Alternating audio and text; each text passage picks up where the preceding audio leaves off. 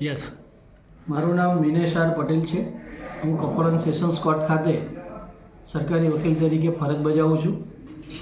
આજે જે ચુકાદો આવ્યો છે એ ચુકાદાની ટૂંકી વિગત એવી છે કે 31/5/2023ના રોજ કઠલાલ પોલીસ સ્ટેશનના પીઆઈ શ્રીને ખાનગી બાતમી મળેલી કે ઇન્દોર અમદાવાદ હાઈવે ઉપરથી એક ટ્રક નંબર 9670 જે રાજસ્થાનનું પાર્સિંગ છે એમાં બે ઈસમો નાર્કોટિક્સને લગતો પદાર્થ ગેરકાયદેસર રીતે લઈને આવવાના છે. તે જેથી તેમણે તેની કાર્યવાહી કરી અને એની વોચમાં હતા તો તે દરમિયાન લાડવેલ ચોકડી નજીક આ ટ્રક RJ14 GB 9670માં બે ઈસમો મુદ્દામાલ સાથે આવ્યા હતા.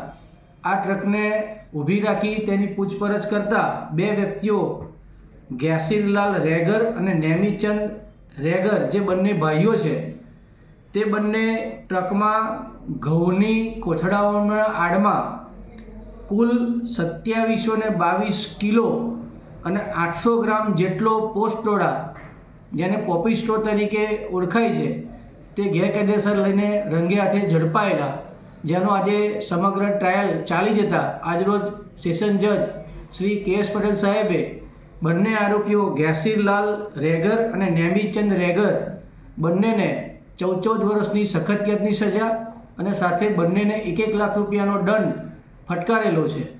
આ ચુકાદામાં મહત્ત્વનું એ છે કે સમગ્ર ખેડા જિલ્લામાં નાર્કોટિક્સને લગતો પદાર્થ જે મોટી ક્વોન્ટિટીમાં મળી આવ્યો તેવો આ 2722 કિલોનો આ સૌથી મોટો કેસ છે અને ખેડા જિલ્લામાં સૌથી મોટા કેસમાં આ પ્રથમ કપોળન કોર્ટે આજરોજ એનો ચુકાદો આપેલો છે.